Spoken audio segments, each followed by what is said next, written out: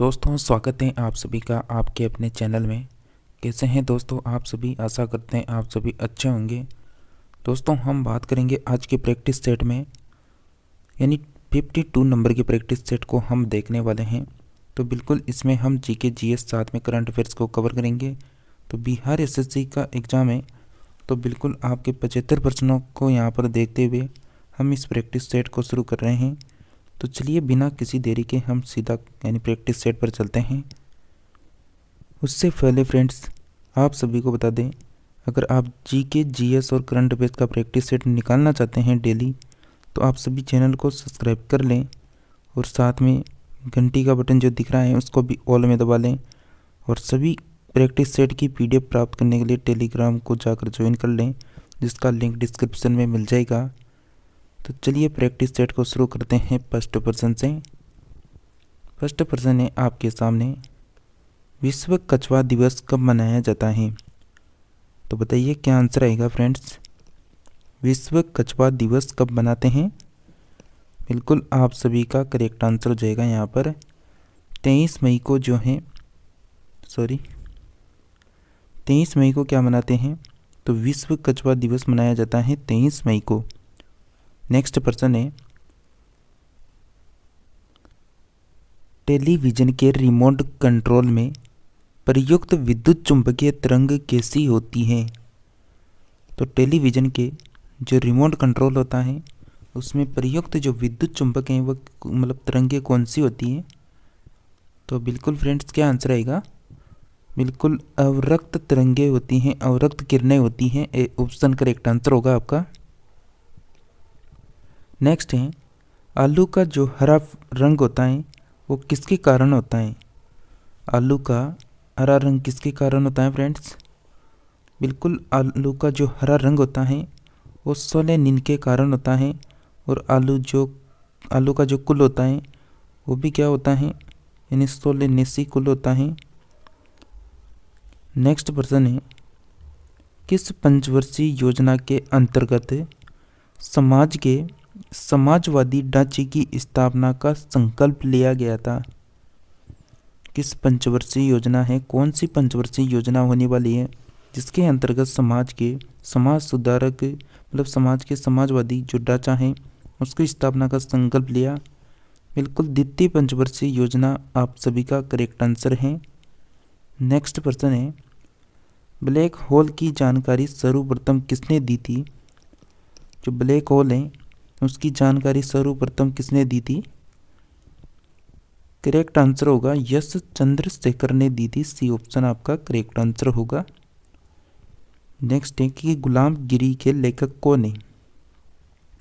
जैसा कि मैंने आपको ये जितनी भी पुस्तकें दी उनके टॉप 18 प्रश्न करवा रखे हैं, तो आप उस प्रैक्टिस सेट को जाकर देख सकते हैं, जिसमें आपको शुरू में उसके टाइटल में मिल जाएगा टॉप 18 प्रश्न। आप सभी का करेक्ट आंसर है बिल्कुल जो गुलामगिरी के लेखक हैं वो ज्योतिबा फुले हैं। डी ऑप्शन आपका करेक्ट आंसर है। नेक्स्ट है कि भारतीय संविधान में कितने मतलब मौलिक अधिकार उल्लेखित हैं? तो भारतीय संविधान में कितने मौलिक अधिकार उल्लेखित हैं? करेक्ट आंसर हो जाएगा 6। सी ऑप्शन करेक्ट आंसर है। किसी भी प्रश्न में अगर आपको डाउट लगता है तो आप सभी कमेंट करके पूछ सकते हैं। चलिए नेक्स्ट प्रश्न है, दस्त-ए-कबीर मरुस्थल कहाँ पर स्थित है? दस्त-ए-कबीर मरुस्थल कहाँ पर स्थित है?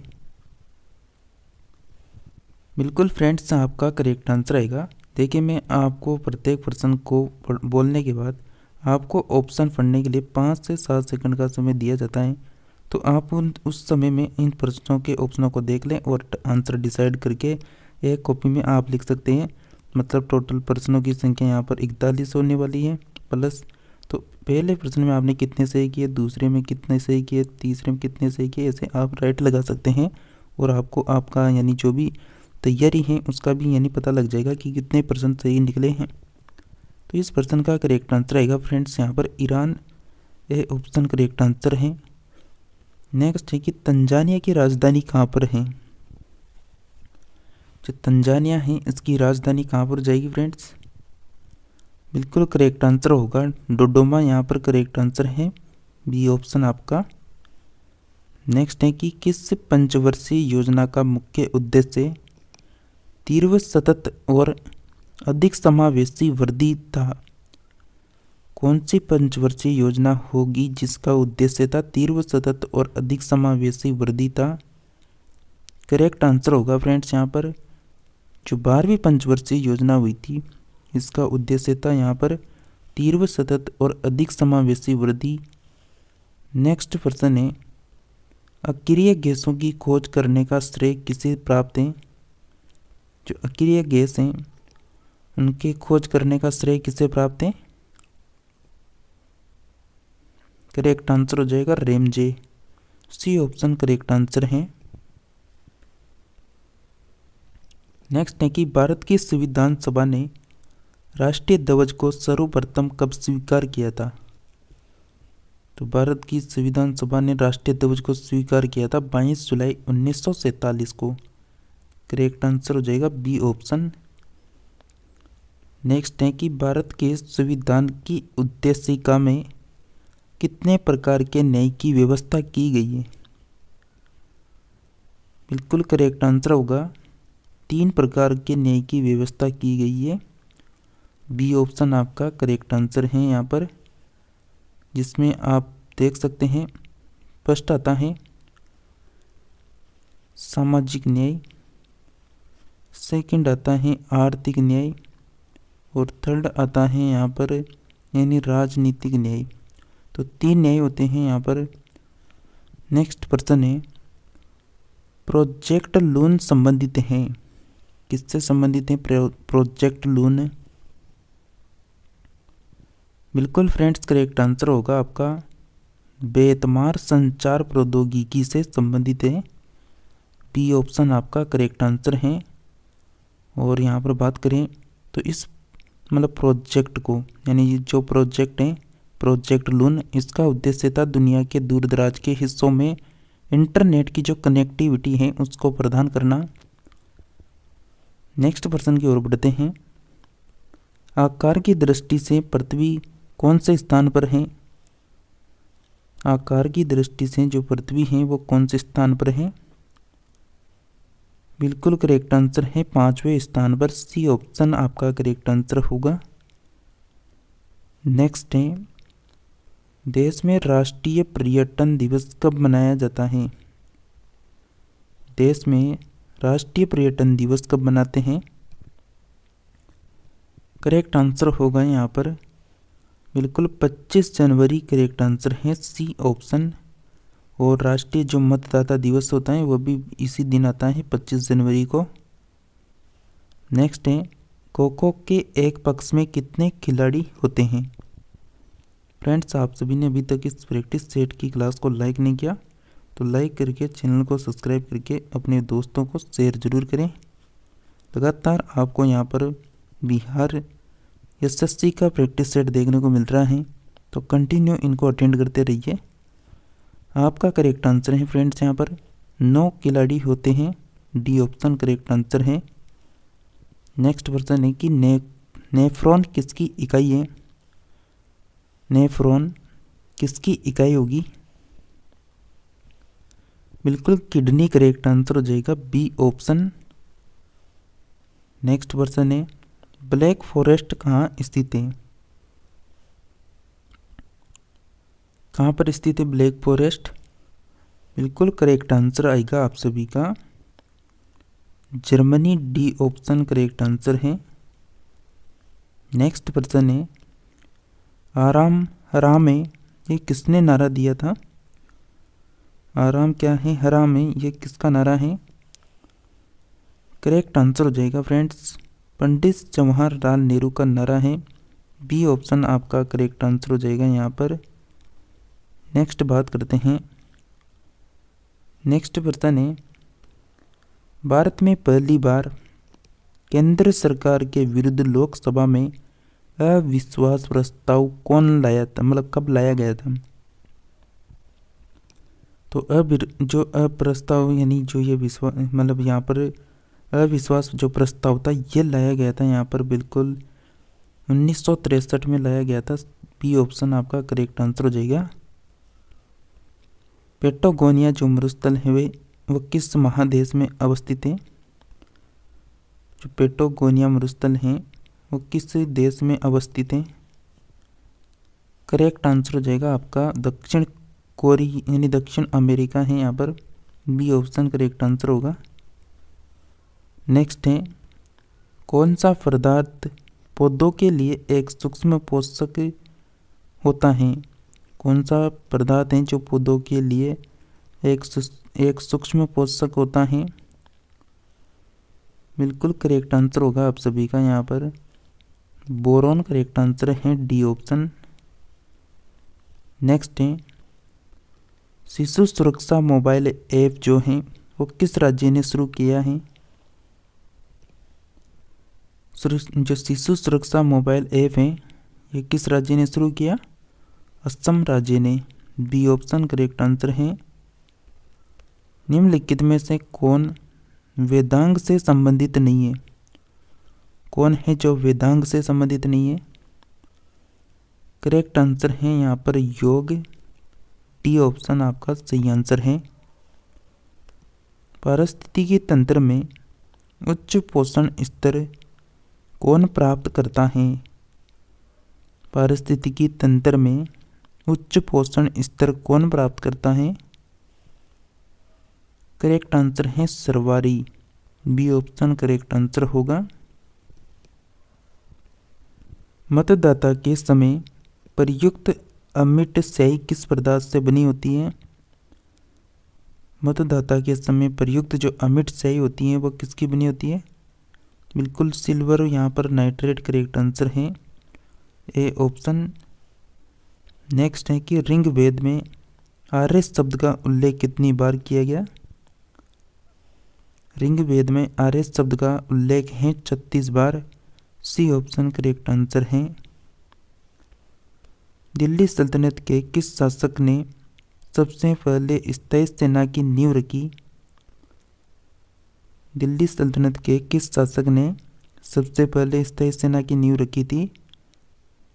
करेक्ट आंसर है एक्के के द्वारा रखी गई थी, अलाउद्दीन खिलजी, बी ऑप्शन आपका करेक्ट आंसर है।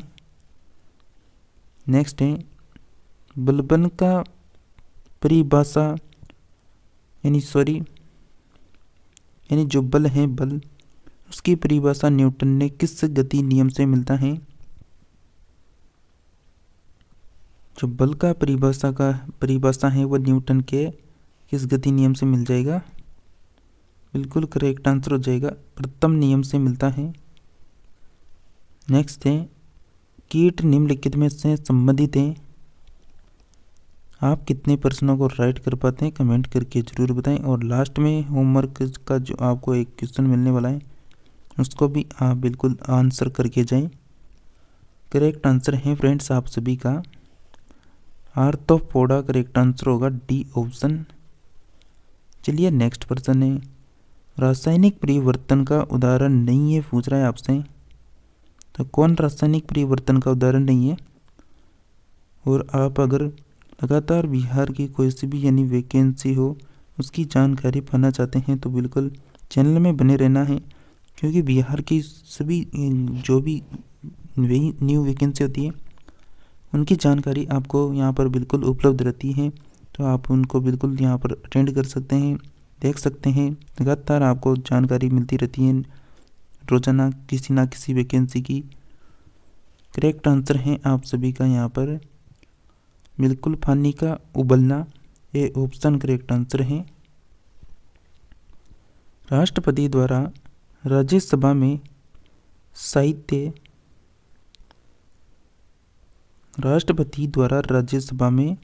साहित्य कला विज्ञान तथा समाज सेवा आदि के क्षेत्र में व्यक्तियों को सम्मिलित करना किस देश के संविधान से लिया गया है? तो फ्रेंड्स कौन से देश से लिया गया है? तो कौन सा देश का संविधान हो जाएगा यहाँ पर? बिल्कुल आयरलैंड से लिया गया है, सी ऑप्शन करेक्ट आंसर है। नेक्स्ट है, संविधान सभा की प्रारूप समिति का गठन कब हुआ? तो संविधान सभा की प्रारूप समिति का जो गठन है वह हुआ था बिल्कुल 29 अगस्त 1947 को हुआ था। और इसके अध्यक्ष कौन थे? भीमराव अंबेडकर बनाए गए थे। रूसी क्रांति के प्रमुख सूत्रपात कौन थे? रूसी क्रांति के प्रमुख सूत्रपात थे, ए ऑप्शन आपका करेक्ट आंसर है, लेनिन। नेक्स्ट है, मानव शरीर में कौन सा रक्त समूह प्राय अधिक पाया जाता है? कौन सा होगा जो अधिक पाया जाता है यहाँ पर? बिल्कुल B+ यहाँ पर करेक्ट आंसर हो जाएगा। नेक्स्ट है, किस रोग के प्रतिरोध के लिए यानी BCG का टीका लगाया जाता है? तो BCG का जो टीका है वो लगाया जाता है TB के लिए। D ऑप्शन आपका करेक्ट आंसर हो जाएगा, TB के लिए। नेक्स्ट है, निम्नलिखित में से किसे बाहरी जल भी कहा जाता है? किसे बाहरी जल कहते हैं?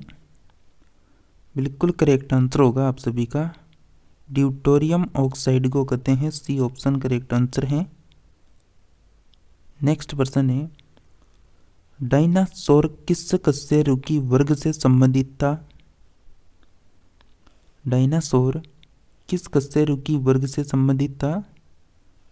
करेक्ट आंसर है बिल्कुल यहाँ पर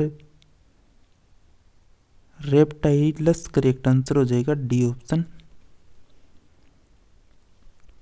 नेक्स्ट प्रश्न है, किस प्राणी में रुधिर नहीं होता किंतु शोषण होता है? तो किस प्राणी में रुधिर नहीं होता किंतु शोषण होता है? बिल्कुल हाइड्रा करेक्ट आंसर हो जाएगा, B ऑप्शन। नेक्स्ट है कि हड़प्पाकालीन लोगों का जो हड़प्पाकालीन लोग थे उनको किसका ज्ञान नहीं था? करेक्ट आंसर हो जाएगा यहाँ पर बिल्कुल B ऑप्शन, लोहा का।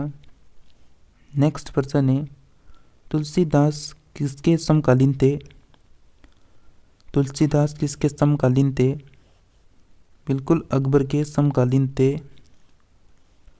नेक्स्ट है कि विधवा पुनर्विवाह कानून किसने पास किया? विधवा पुनर्विवाह कानून किसने पास किया था? लॉर्ड कैनिंग के द्वारा। B ऑप्शन करेक्ट आंसर होगा।